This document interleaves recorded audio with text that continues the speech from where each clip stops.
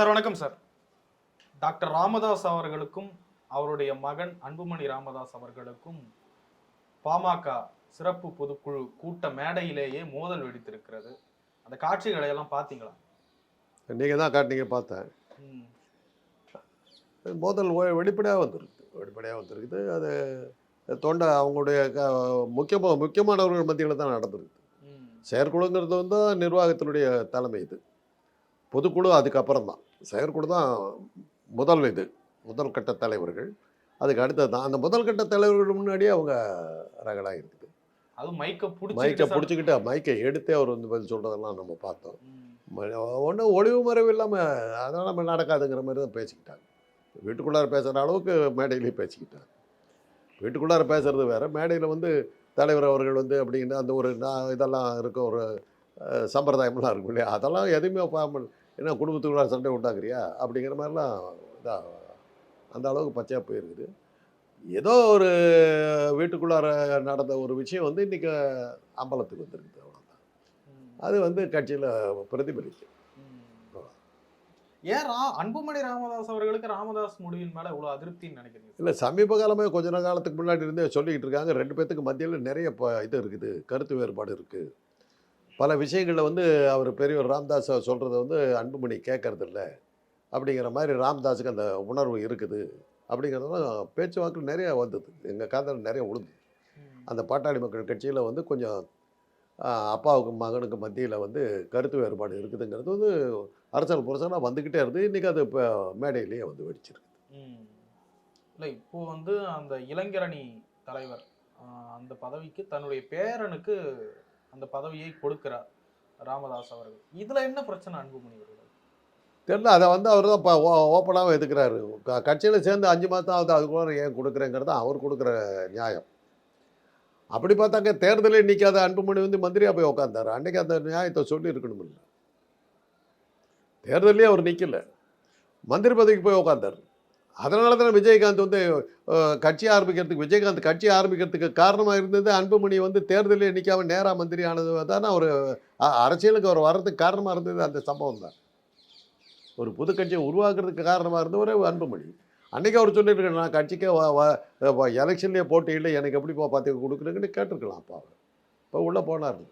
அவர் அந்த அன்புமணிக்கு அந்த பதவி வாங்குறதுக்கு அவர் கலைஞர் வீட்டுக்கு ராமதாஸ் எத்தனை தடவை நடந்தாருங்கிறது எல்லாத்துக்குமே தெரிஞ்ச விஷயம். கலைஞர் ரொம்ப யோசித்தார். எலெக்ஷன்லேயே நிற்கல, கட்சியிலேயே எல்லாம் அவர் ராமதாஸ் ஐயாவுக்கு அட்வைஸே பண்ணார். உங்கள் கட்சியிலேயே குழப்பம் வருங்க, கட்சியில் பிரச்சனைலாம் வருங்க. அது கலைஞர் வந்து அந்த அறிவுரை சொல்லும்போது நீங்கள் எப்படி கேட்டால் கொடுத்தேன்ற மாதிரி ஒரு கேள்வியெல்லாம் அவருக்கும் வந்திருக்கும். அதெல்லாம் பேசி இருப்பாங்க. ஆனால் கலைஞர் வந்து என்ன பண்ணாருன்னா அறிமுகம் தான் படுத்தினார். ஸ்டாலினையும் வந்து ஒரு தலைவராக கொண்டு வரல. அவர் கட்சியில் ஒரு தொண்டராக தான் இது பண்ணார். ஸ்டாலின் வந்து அவங்க அப்பா இது பண்ணுறதுக்கு முன்னாடியே ஒரு பள்ளிக்கூடத்தில் படிக்கும்போது தொண்டராகவே இருந்தார். பள்ளிக்கூடத்தில் படிக்கும்போது தொண்டராக இருந்து இளைஞரணின்னு அவராகவே உருவாக்கிக்கிட்டு அவராகவே எல்லாம் பல விஷயங்கள்லாம் பண்ணிக்கிட்டு இருந்தார். அதனால தான் அரசியல் ஒரு துடிப்பாக வர்றதை பார்த்ததுனால தான் 4 பசங்களில் ஸ்டாலினுக்கு தான் அந்த துடிப்பு இருக்குது, வேகம் இருக்குது. அப்படிங்கிறதுனால தான் கலைஞர் வந்து அவரை கொண்டார். கலைஞரால் நியமிக்கப்பட்டாருங்கிறது தப்பு. தன்னுடைய மகன்களில் அவர் தான் துடிப்பாக அரசியலில் வந்து வந்ததுனால தான் கலைஞர் வந்து அவரை தேர்ந்தெடுத்தார். அப்படி தான் பார்க்கணும். இதை இப்போ வந்து அந்த அன்புமணியை வந்து இவர் வந்து கலைஞர் வீட்டுக்கு வந்து அத்தனை தடவை நடத்தார், என் மகனை மந்திரி ஆக்கிடுங்க. அதுக்கப்புறம் தான் வந்து டெல்லியில் வந்து கலைஞருடைய செல்வாக்குனால தான் அன்புமணி வந்து அமைச்சரானார். கலைஞர் மூலமாக தான் ஆனார். அதனால் அன்னைக்கு அதை வந்து சொல்லியிருக்கணும். தேர்தலே நிற்காத நான் எப்படி வரலாம்னு கேட்டிருந்தாக்கா இன்றைக்கி இந்த போராட்டத்துக்கு ஒரு நியாயம் வந்துருக்கும். இன்னொன்று, அன்புமணி குடும்பத்து பிடிக்குள்ள கட்சி போகிறத விரும்பல அப்படின்னு அப்படி அவர் சொல்லியிருந்தாருன்னா அது வரவேற்க தகுந்த விஷயம்தான். அன்புமணி அவருடைய பையனாச்சே, அவருடைய பையன்தான். அவர் என்ன சொல்கிறாரு, ஏற்கனவே என்னை போட்டு என் கட்சி பேருக்கு இதாக இருக்குது. அன்புமணி வந்ததுக்கு பிறகு தாங்க பாட்டாளி மக்கள் கட்சியினுடைய செல்வாக்கு குறைய ஆரம்பிச்சிருக்கு. அப்படியா? ஆமாம், கட்சியில் இருக்கவங்களாம் இது நொந்து போனாங்கல்ல. வன்னிய சமுதாயம் இது வன்னியர்னாவே அவர் கண்ணுக்கு தெரியுறது தான் மகனும் குடும்பம் தான். அன்புமணியை கொண்டது மாத்திரம் இல்லாமல் மகளிர் அணிக்கு வந்து மருமகளை தானே கொடுத்தாரு, சௌமியா தானே கொடுத்தாரு. அப்படியெல்லாம் போகுதுன்னா சரி இவங்க குடும்பத்தை விட்டு வெளியில் நம்ம வர முடியாதுன்னு சொல்லிட்டு எல்லாம் விட்டடிச்சிட்டு போனாங்க. அதனால தான் வன்னியர் இனத்தினுடைய ஒட்டுமொத்த வன்னிய சமுதாயத்தினுடைய ஒட்டுமொத்த தலைவராக இருந்த ராமதாஸ் வந்து தன்னுடைய செல்வாக்கு போனதுக்கு காரணம் அதுதான். இன்றைக்கி வன்னிய சமுதாயத்துக்கு சி.வி. சண்முகம் இருக்கார், கே.பி. முனுசாமி இருக்கிறாரு, திமுக துரைமுருகன் இருக்கார், இவ்வளோ பேர் வன்னிய சமுதாயத்தை சேர்ந்த ஒரு தலைவர்களாக இருக்காங்க. இவ்வளோ தலைவர்களும் கூட இன்றைக்கி வந்து ராமதாஸுக்கு ஒருத்தராக இருக்கிறார். அந்த மாதிரி ஆகிப்போச்சு. முதல்ல ராமதாஸ் ஒருத்தர் தான் இருந்தார். ஆனால் ஆரம்ப காலத்திலேருந்தே வன்னியர்களுக்கு 2 தலைவர்கள் இருந்தாங்க. அந்த எங்கள் காலத்தில் வந்து ராமசாமி படையாச்சி உழைப்பாளர் கட்சி, மாணிக்கவேல் நாயக்கர் காமன்வெல்த் கட்சி. இவர் படையாச்சிங்கிற பேரில் இருந்தார், ஒரு நாயக்கருங்கிற பேரில் இருந்தார். எங்கள் சேலத்தில் வந்து அவங்க வந்து கவுண்டருங்கிற பேர் வச்சுக்குவாங்க. ஆனால் அவங்க படையாச்சியும் கவுண்டரும் ஒன்றா சேர்ந்துக்குவாங்க. நாயக்கர்களோடு அவ்வளோவா சேர மாட்டாங்க. அவங்களுக்குள்ளார பிரிவுகள் இருந்தது. அது மாதிரி அதெல்லாம் இருந்தது. ராமசாமி படையாச்சியுடைய உழைப்பாளர் கட்சியைத்தான் வந்து தீரன்றவர் வந்து அவர்கிட்ட இருந்து இது பண்ணி கைப்பற்றி அதை வந்து பாட்டாளி மக்கள் கட்சின்னு மாற்றினார். அந்த பாட்டாளி மக்கள் கட்சியில் வந்து உறுப்பினராக சேர்ந்து தொண்டராக சேர்ந்து உள்ள படிப்படியாக மேலே வந்து அந்த தீரனை வெளியே துரத்திட்டு கைப்பற்றினது தான் ராமதாஸ். நிறுவன தலைவர்கள் ராமதாஸ் நிறுவனம். அது நிறுவனத்தை வந்து தீரன்றவர் இன்றைக்கி இருக்கார் நடிகர். அவர் திமுக கிட்டையெல்லாம் போய் கம்ப்ளைண்ட் பண்ணார், என்கிட்ட இருந்து பிடிக்கிட்டு போயிட்டாங்க. பிடிக்கிட்டு போயிட்டாங்கன்னு வந்து இன்னொரு கட்சிக்கிட்ட சொல்லும் போதே உன்னுடைய செல்வாக்கு போயிடுச்சு தானே அர்த்தம். உன்னுடைய தலைமை பதவியை தக்க வச்சுக்கிறதுக்கு நீ தான் முயற்சிக்கணும் முடியும், நாங்கள் வந்து திணிக்க முடியாதுன்னா. ஆமாம், அவரோட சேர்ந்து இருந்த மற்ற கட்சிகள்லாம் வந்து அதில் தலையிட முடியாது. நீங்கள் கட்சிக்குள்ளார நடக்கிற ஒரு விஷயத்தில் யார் தலைவங்கிறது கட்சி தொண்டர்கள் தான் அக்செப்ட் பண்ணணும். நீங்கள் ஒருத்தனை தலைவனாக உட்கார வச்சதுனால அக்செப்ட் பண்ணுங்கிற இது நடக்காது. இது இந்த சம்பவத்தையெல்லாம் பார்க்கும்போது எனக்கு வந்து திமுக தோன்றின இதைத்தான் நான் பார்க்குறேன். பெரியார் வந்து மணி திருமணம் செஞ்சுக்கிட்ட போது அண்ணா வந்து அதை எதிர்த்தார். பெரியார் சொன்ன விளக்கம் என்னன்னா, இது என்னுடைய குடும்பத்துக்குள்ளார நடக்கிற ஒரு விஷயம், இதை அரசியலுக்கு கொண்டு வராது என்ன. மணியமே என்னோடய சொந்த காரணங்களுக்காக நான் திருமணம் செஞ்சுக்கிறதுக்காக இருக்கிறேன். பெரிய அண்ணா என்ன சொன்னால், சொந்தக்காரனுக்கு பண்ணுறதா இருந்தால் கூட உங்களுக்கும் அந்த பெண்ணுக்கு இருக்கிற வயசு வித்தியாசத்தைலாம் யோசிக்கணும். அந்த பெண்ணே இதை ஏற்றுக்கொண்டால் கூட, உங்களை திருமணம் செய்து கூட ஏற்றுக்கொண்டால் கூட நீங்கள் சமூக சீர்திருத்தத்தை பற்றி பேசுகிற நம்ம வந்து செய்கிறது இப்போ கொள்கைக்கு முரணானது அப்படின்ற ஒரு போராட்டம் நடந்தது. அப்படி என் பேச்சை கேட்கலன்னா நீங்கள் வெளிப்புறம் தான் போங்கன்னார். அப்போ தான் கண்ணீர் துளிகளோடு வெளியேறிட்டார். இப்படி தான் வந்தது. இது வந்து எல்லா கட்சியும் இப்போ நீங்கள் பார்த்தீங்கன்னா அதே மாதிரி தான் சிவசேனா.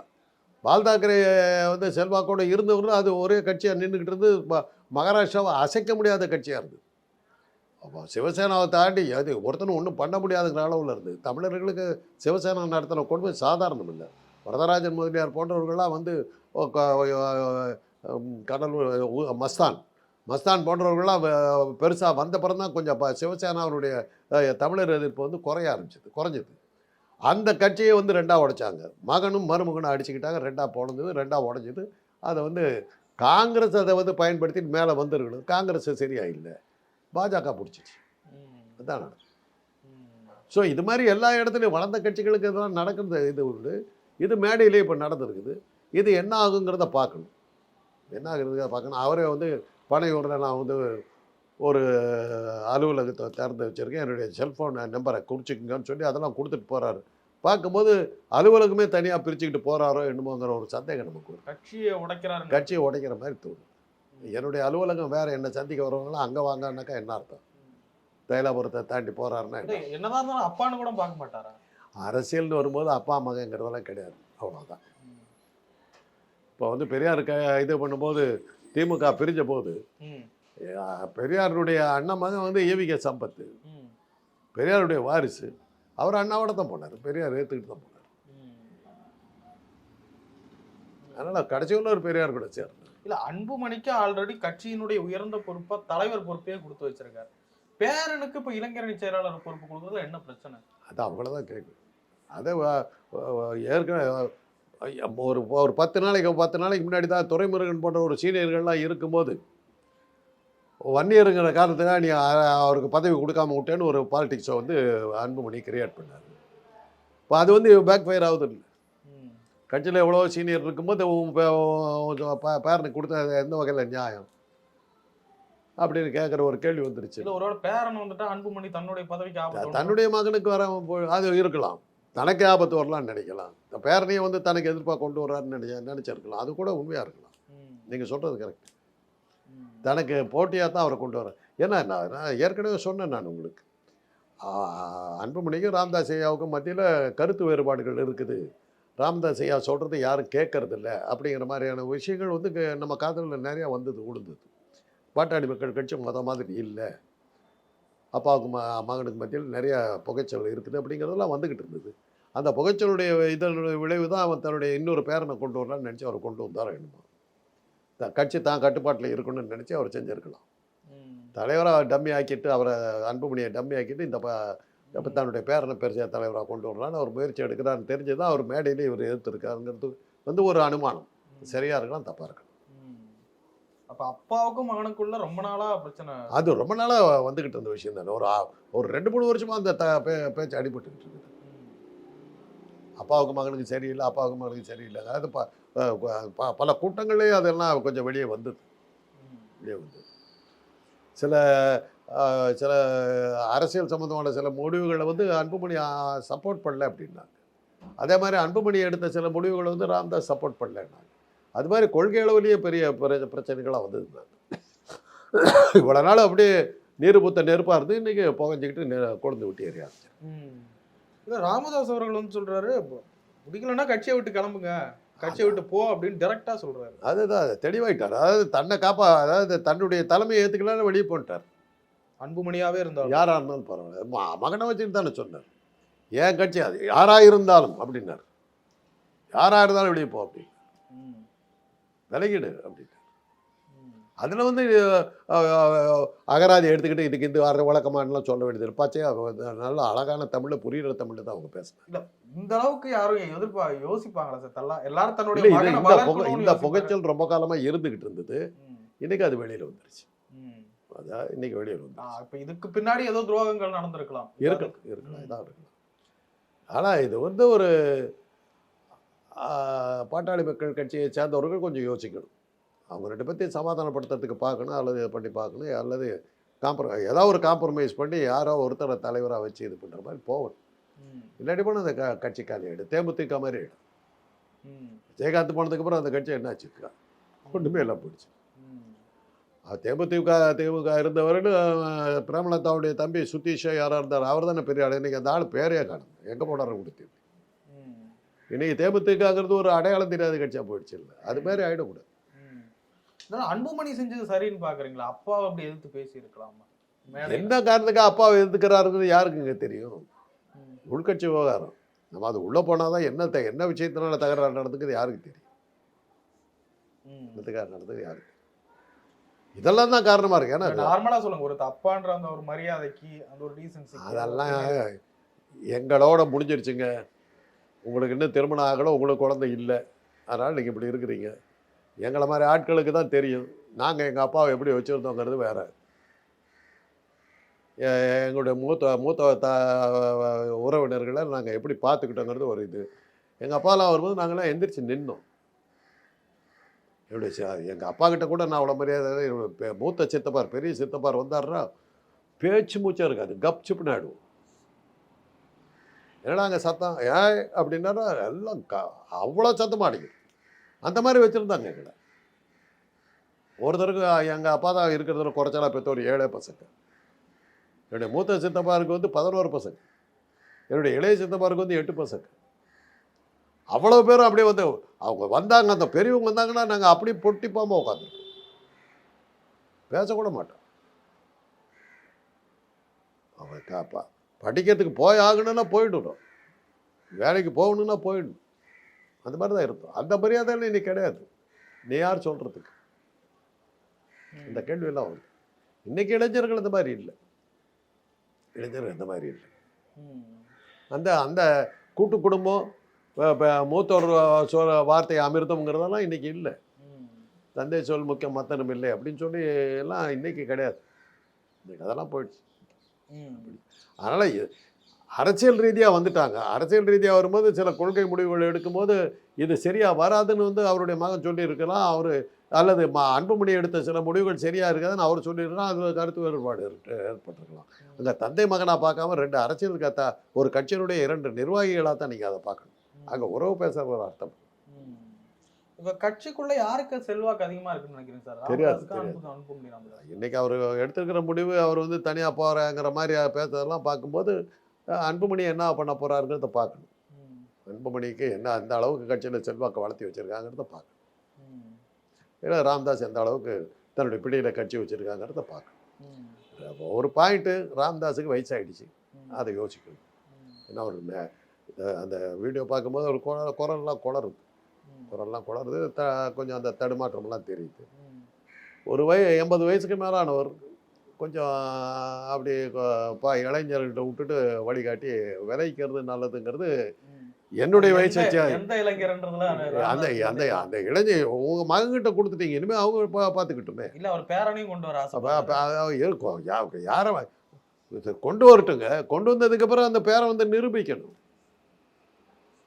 பேரனை கொண்டு வர்றதை நான் தப்புன்னு சொல்ல மாட்டேன், பேரனை கொண்டு வர்றது தப்புன்னு சொல்ல மாட்டேன், தலைவராக கொடுக்குறதுல நான் தப்புன்னே சொல்ல மாட்டேன். ஒரு தலைவருக்கு அது கூட இல்லைன்னா அப்புறம் கட்சியை உருவாக்குனதில் அவருக்கு என்ன மரியாதை இருக்குது?